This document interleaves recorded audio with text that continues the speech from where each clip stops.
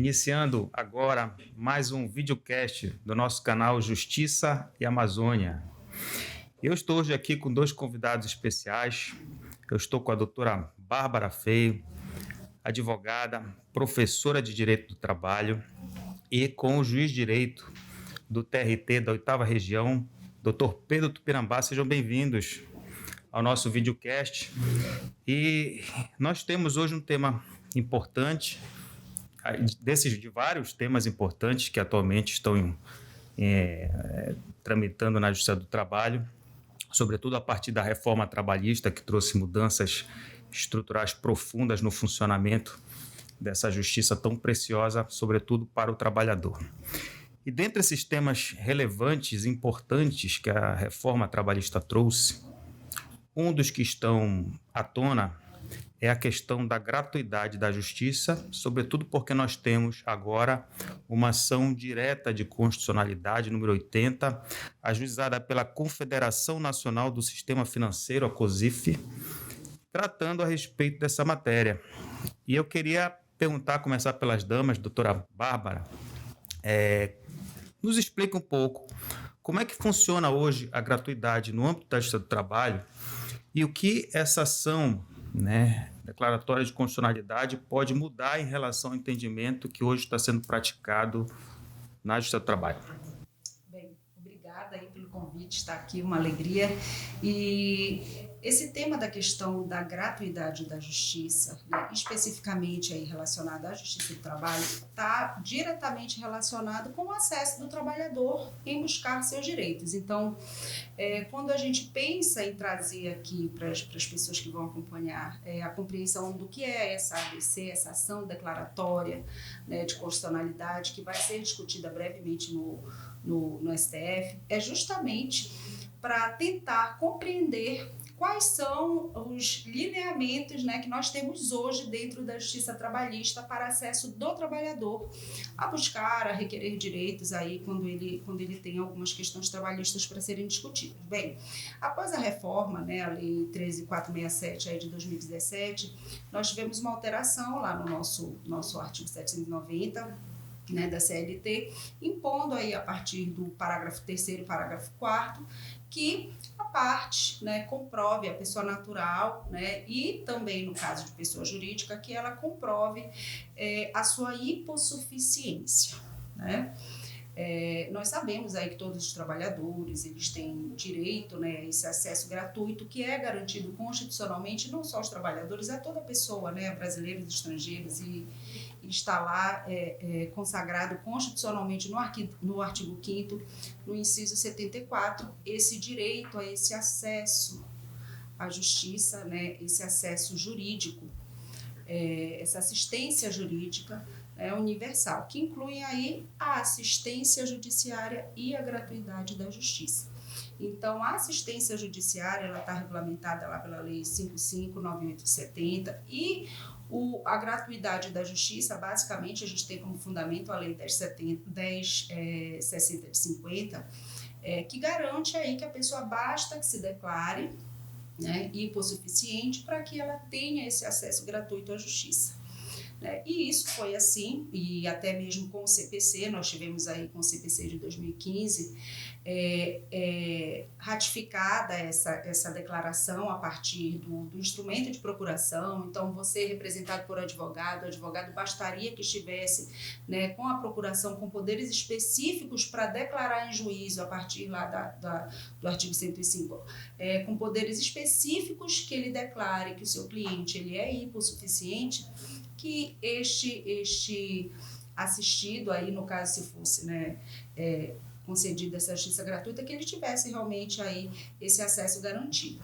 A partir da reforma foi imposta essa comprovação, mas atende também aquilo que já vinha no CPC, que já vinha com a reforma aí que nós tivemos também do nosso CPC de 2015, a partir lá do artigo 99, parágrafo 3º também, parágrafo 4º do CPC, que também traz essa necessidade dessa comprovação.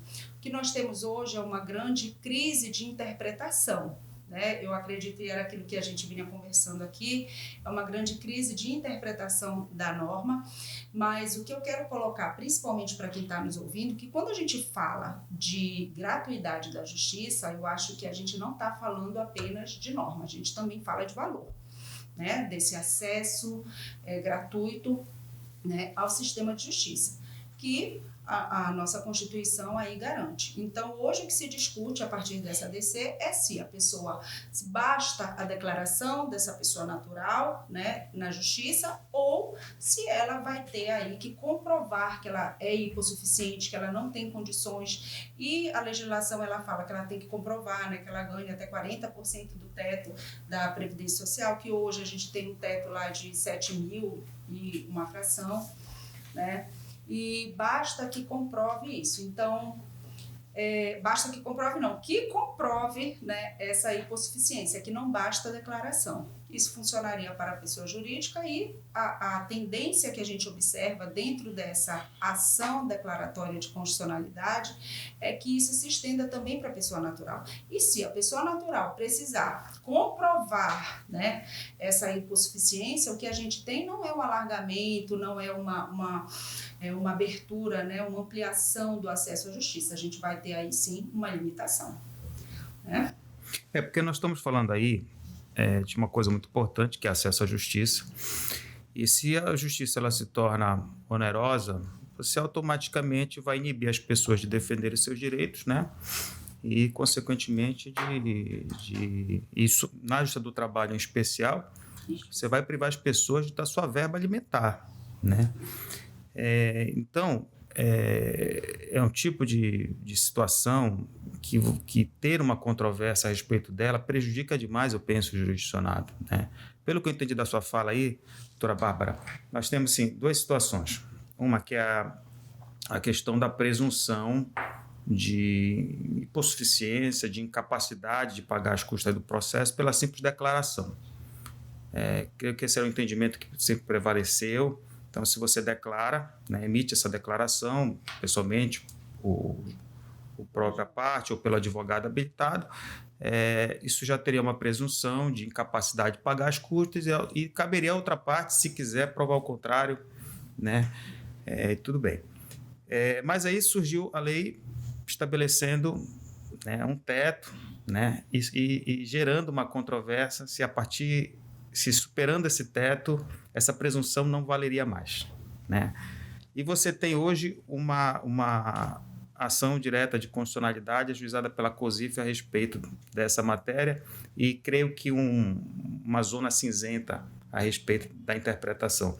E aí eu perguntaria, doutor Pedro, pela sua experiência como magistrado, sobretudo, que está ali nessa vivência diária, né, da justiça, lidando diretamente com esses casos, como é que a justiça, como magistrado, o senhor está compreendendo, né? Primeiro, como o senhor entende que deva funcionar e como o senhor enxerga essa pretensão da COSIF nessa ação direta de constitucionalidade, né? Como o senhor entende que ela é pertinente ou impertinente, né? E queria ouvir um pouco a sua opinião. Olá, doutor Sávio, professora Bárbara, tá um prazer estar aqui com vocês. Bom, em primeiro lugar, eu devo dizer que, a meu ver, tá, o acesso à justiça previsto constitucionalmente no artigo 5º, ele deve ser o mais amplo possível. Na verdade, nós não estamos falando de uma simples regra jurídica, nós estamos falando de um princípio jurídico. Os princípios jurídicos são mandados de otimização, que devem ser aplicados na maior medida possível, tá? Então, diante disso, você tem que ver, olha, nós vamos trazer restrição de acesso ou nós vamos dar mais acesso? O que o jurisdicionado precisa? O jurisdicionado precisa de maior condição de acesso à justiça.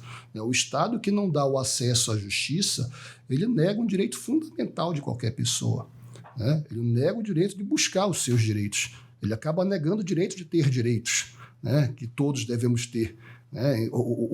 A lei ela não pode impedir, né, que seja analisado, seja julgado o direito ou a lesão do direito, né? Pelo contrário, o Estado tem obrigação, né, de decidir sobre essas questões.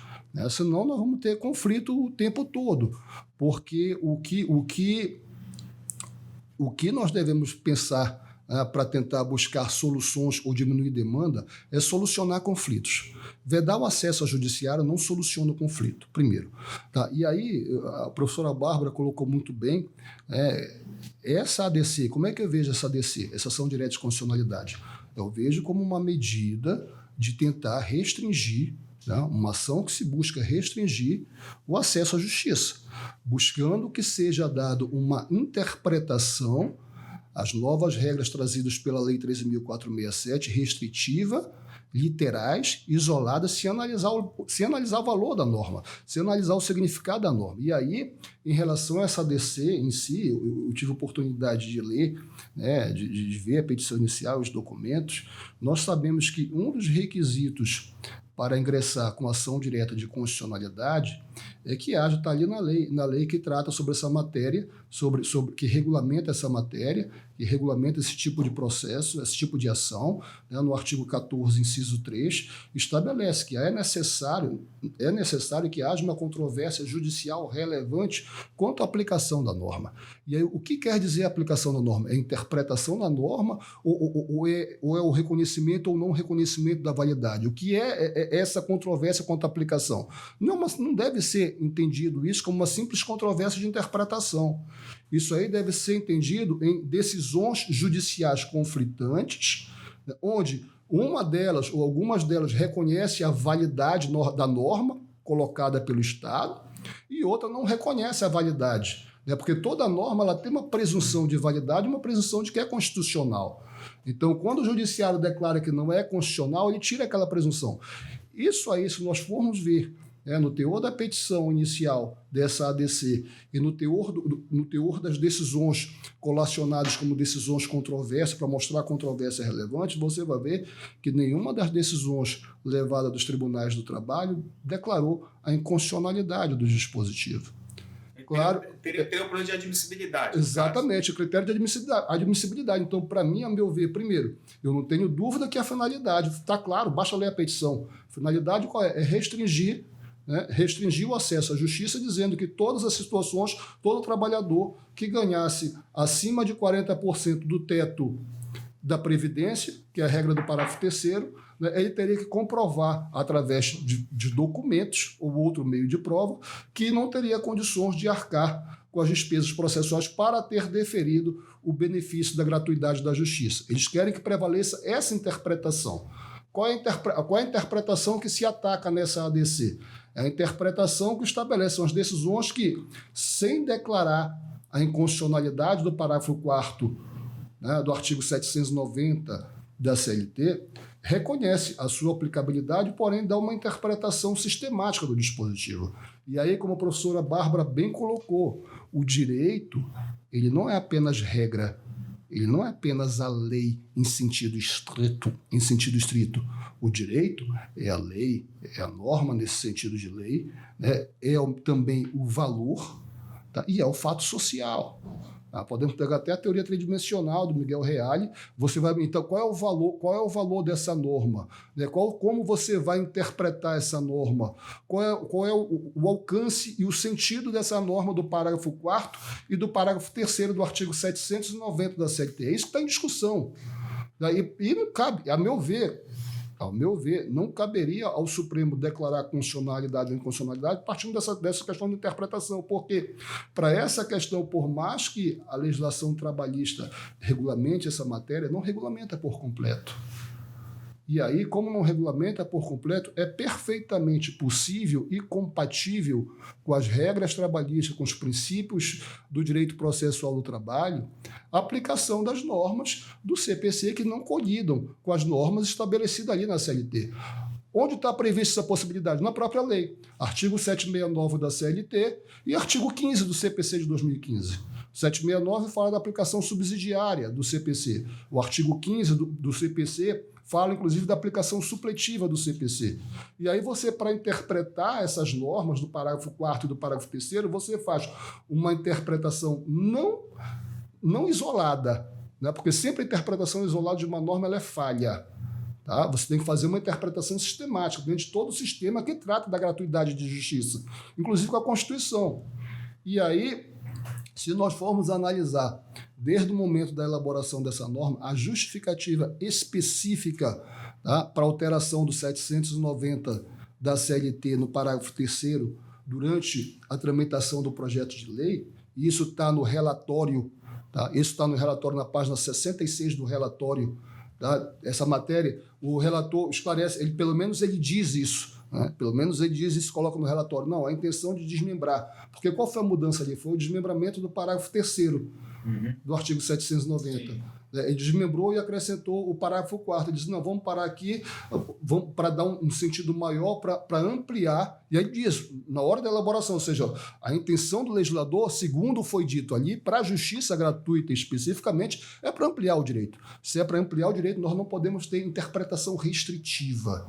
Não vai ser porque o parágrafo 4º, tá? E aí como você vai interpretar? Olha, se o parágrafo 4º do artigo 790 está estabelecendo que caberão às partes provar a insuficiência de recursos para fim de obtenção da justiça gratuita, como é que eu devo interpretar isso dentro do sistema jurídico? Quando você tem, se você for interpretar isoladamente, você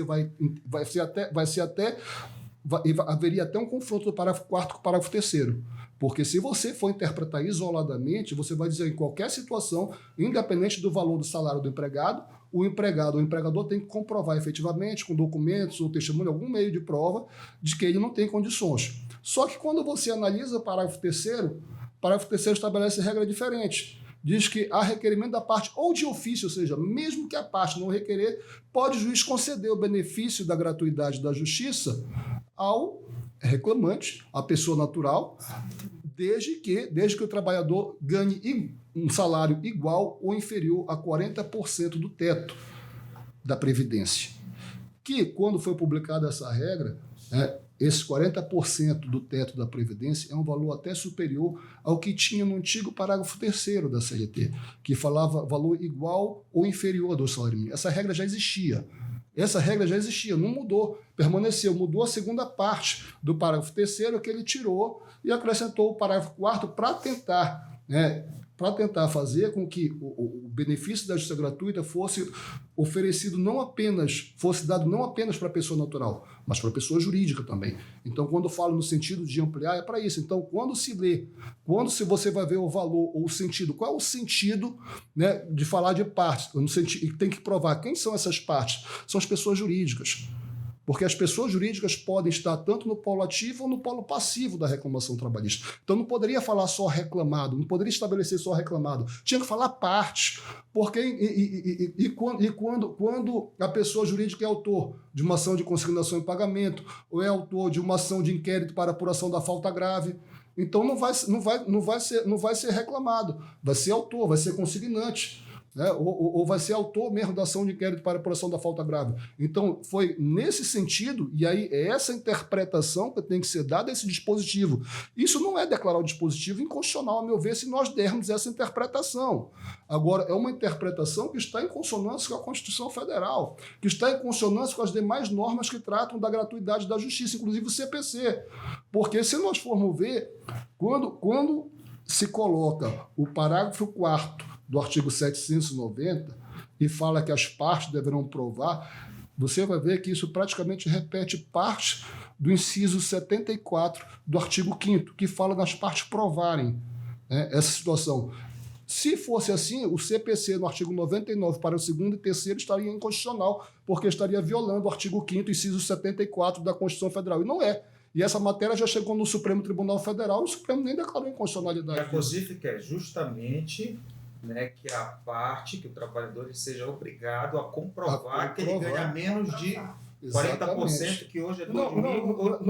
Na verdade, acaba sendo não apenas isso, porque o que acontece? Se o empregado ele ganha acima desse valor, Só não pode ser concedido de ofício, a princípio é essa regra. Mas pode ser concedido? Pode, se ele requerer. Né? E aí vem a discussão, mas ele tem que requerer e tem que provar. Quantos hoje? Ou não precisa provar. E aí vem aquela questão, poxa, no seu trabalho, que prova? Quando o empregado junta a carteira de trabalho dele com a baixa, qual é a outra prova que precisa? Está desempregado. Ele não é produtor, ele não é empresário, ele não é empreendedor, ele é empregado. Ele depende, para sua subsistência, ele depende do pagamento do salário. Ele está desempregado, ele foi demitido. O que mais que ele precisa além de pedir na inicial? Isso, doutor. Doutora Bárbara, quais são os seus receios em relação ao destino que essa ADC pode tomar nesse julgamento que está iminente já no STF? Eu creio que ele deve entrar em pauta logo, né? E ele está causando realmente um certo nervosismo, né? Por parte de nós, advogados, dos magistrados também, pelo que está sendo colocado pelo doutor Pedro. Quais são os seus receios em relação ao que pode ser decidido pelo âmbito do STF? Na verdade, assim, são receios aí dos advogados da área trabalhista que atuam principalmente aí pelo lado do reclamante, né? São receios aí dos profissionais da área, dos professores, e eu me coloco também enquanto trabalhadora, né? Enquanto aí um direito social que de certa forma está sendo limitado ao acesso. É uma limitação de acesso.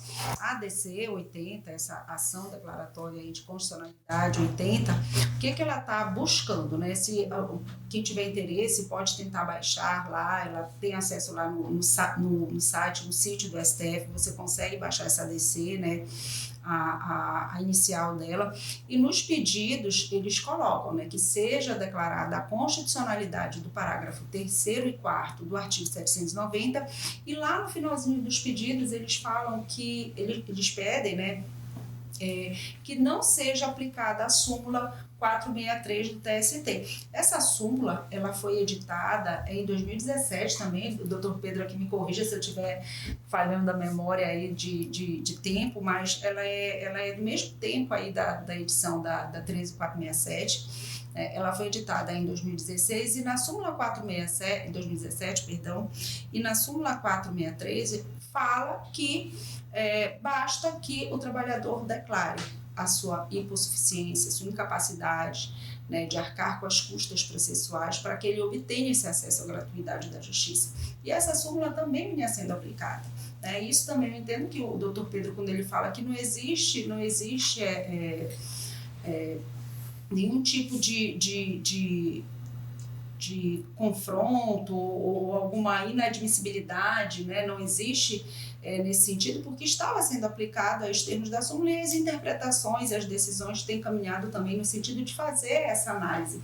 Mas, né, o que mais me deixa com receio dentro dessa ADC é que eles pedem que seja declarada a constitucionalidade, que a súmula não seja aplicada. Então, dentre outros pedidos, é muito claro que o que se quer é fazer uma interpretação restritiva da norma, realmente para limitar o acesso do trabalhador à justiça, retirando, né, desse trabalhador essa gratuidade. E eu digo retirando porque a partir do momento que o trabalhador ele vai precisar comprovar documentalmente, né, e que isso ainda pode, né, ser contestado aí pela outra parte através de agravo e tudo mais, mas é que simplesmente o trabalhador, a gente já teve uma redução enorme, que não é que eu ache ruim, né, que tenha sido aí colocada a questão da sucumbência. Não é que eu ache ruim, eu acho que de certa forma, né, educou os advogados, né, muitos advogados a gente sabe que chegavam na justiça trabalhista fazendo pedidos, né, astronômicos e tudo, no entanto isso não era regra, como regra. Né? E, de certa forma, a questão da própria sucumbência e a questão da gratuidade da justiça foi colocando alguns freios, né? E foi educando inclusive o trabalhador a não buscar seus direitos na justiça. E isso, para mim, é extremamente preocupante. Você está criando um link aí que é importante, que a questão da gratuidade está ligada diretamente à questão da sucumbência. Quando você dificulta o acesso à gratuidade, você acaba inibindo também, né, a pessoa de ingressar na justiça com o receio de arcar com a sucumbência, que tem uma outra questão também de interpretação que vem da reforma e que está em discussão aí. Mas tem esse segundo aspecto também que a doutora Bárbara está colocando. E doutor Pedro, o Estado do Trabalho está ali para atender fundamentalmente o trabalhador, que normalmente a procura quando está desempregado. Nós estamos falando aí, pela sua experiência, ainda que no cálculo intuitivo, quantos % das ações hoje são deferidas à gratuidade? Olha, ainda tem um bom número, porque a maioria dos empregados, dos trabalhadores que acessam ao seu trabalho são desempregados. Então, a maioria não tem. E aí o que acontece? Existe muitos pedidos e existe... E agora, claro, a questão da interpretação, tem muitas decisões reconhecendo que basta a declaração, ou basta o requerimento demonstrar isso. Agora tem uma ou outra decisão decidindo de forma diversa, de que teria que ter a prova, né, a prova material dessa alegação. Né? Agora, o que acontece? Mesmo assim, né, no que pese tudo que já aconteceu depois de 2017, o número de ações trabalhistas caiu consideravelmente. Aproximadamente temos 40% do que tínhamos antes da reforma trabalhista. E se for, de repente, passar, né, se for aprovado, se for julgado procedente, né, essa ação declaratória de constitucionalidade nos termos de que está sendo requerida, provavelmente diminuiremos muito mais ainda, porque o trabalhador corre o risco de ficar sendo executado no seu trabalho, por exemplo. E aí o que acontece? O fato, e isso é algo que nós temos muito que colocar aqui, são duas coisas diferentes. Uma coisa é a parte, seja reclamante ou reclamado, litigar de má fé, né? Acrescentar coisas. Outra coisa é ser vitorioso ou não na demanda. Porque nem sempre o fato de uma das partes ser vitoriosa na demanda significa dizer que tenha agido de má fé. Às vezes faltou prova, ou às vezes foi provado algo diverso, ou às vezes a matéria era de direito, seria discutível, e ele não tem o direito de discutir isso. Né? Não tem, quem acessa o seu trabalho geralmente é o desempregado. Então, o que ele precisa? Gente, dar uma interpretação dessa é fazer pior do que é feito no processo na justiça comum. Né? O CPC tem uma interpretação bem melhor do que se pretende dar através dessa ADC. Isso é inadmissível. Temos muitos ainda concessão? Temos, eu acho que temos sim. Temos sim, muitas concessões de justiça gratuita. Até aumentou pelo seguinte, porque em alguns casos são concedidos para empregadores também. Pessoas, então aumentou. Agora quer dizer que você vai ampliar, né? Você vai dar um acesso, inclusive olhando para a pessoa jurídica, o empregador, mas você vai retirar do empregado que ele tinha antes. Cadê a evolução? Cadê a evolução? Uma questão interessante, né? Cadê a evolução? Cadê a evolução? Cadê a igualdade? Aí você parte, né? Porque o direito, né? O direito do trabalho é um direito que envolve uma relação assimétrica. As partes não são iguais, nunca vão ser iguais. O empregado sempre vai ser hipossuficiente em relação ao patrão. Exato. Até porque é o patrão que detém os meios de produção. E isso aí não é questão de conhecimento ou de não conhecimento, de instrução ou de não ter instrução. A discussão é outra. Então, o princípio da isonomia que tem que ser aplicado é a isonomia material, isonomia substancial. Tratar os iguais de forma igual, os desiguais de maneira desigual, na medida da desigualdade, para que você possa ter a igualdade verdadeira. Agora, você não trata assim, e aí quer fazer uma igualdade formal. Você vai querer estabelecer uma igualdade formal para relações assimétricas. Seria a mesma coisa que nós mudarmos agora o Código de Defesa do Consumidor, os princípios do Código de Defesa do Consumidor e falar da igualdade formal. Agora, perdão, porque a reforma fez isso? Porque ela criou a figura do trabalhador hipossuficiente. E por suficiente ainda tem isso. Tem algumas coisas que é melhor a gente nem comentar, senão a gente vai passar umas 2 horas só falando sobre isso. Eu peguei aqui no seu comentário assim, uma reflexão que é muito interessante, né? A prevalecer o entendimento que a COSIF deseja nessa ADC, você terá, no âmbito da Justiça do Trabalho, uma dificuldade maior de acesso à gratuidade do que na Justiça comum. Sim, exatamente. Né? E outra onde coisa, as pessoas normalmente têm mais condições. Exatamente. E cadê o princípio da inafastabilidade da jurisdição? A lei, ela não pode vedar da apreciação do judiciário a lesão ou ameaça do direito. Uma interpretação dessa, restrita, totalmente fora com todo respeito, totalmente, porque, não vou nem dizer, não, totalmente fora, uma análise restrita, totalmente literal, né, ela acaba trazendo um retrocesso no próprio direito processual do trabalho. É um retrocesso do direito de acesso à justiça do trabalhador. Vai haver uma involução do direito. É inadmissível via a cláusula de vedação do retrocesso social. Exatamente. Que tem na Constituição. Então, e aí eu sei que foi perguntar para a professora Bárbara, mas eu posso acrescentar aqui, gostei muito da resposta dela. Mas qual seria a minha expectativa? Claro que pode acontecer qualquer decisão lá no Supremo. Os 11 ministros são suficientes, pensam muito diferente. O direito, nós sabemos que é uma ciência social. Né? Exatamente. Então, não é uma questão de somar 2 mais 2 porque vai ter sempre o mesmo resultado. Mas, a meu ver, o que se poderia, o que se esperaria, né, que acontecesse com o julgamento. Primeiro, eu acho que deveria ser indeferida a inicial por falta do requisito essencial. Tá? Não foi acolhido, por mais que se argumente na inicial que estaria sendo acolhido, porque haveria uma vedação velada, né? Para mim não há. Então teria que ser indeferido e extinto sem julgamento do mérito essa ADC. Porém, ultrapassado. Pode ser ultrapassado? Pode. Poderia ser ultrapassado, pode ser acolhida a tese arguída pelo autor da ação e pode entender, não, a controvérsia é relevante, sim, há uma vedação velada.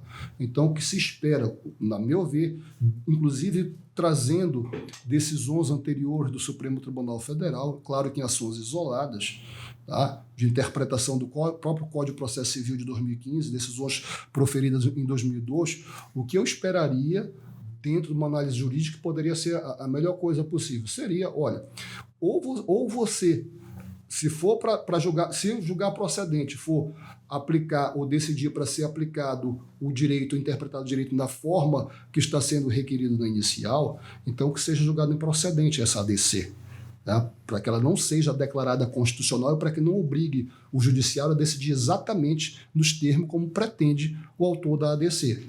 Agora, se julgar procedente, pode acontecer? Pode. De repente, se tiver o voto, né, da maioria absoluta para declarar a constitucionalidade da norma, o que eu espero ainda assim, caso aconteça, que se julgue procedente, mas nas razões da fundamentação diga, olha, mas pode ser interpretado da forma como tem interpretado esses tribunais, inclusive com a aplicação da súmula do TST, porque não estaria violando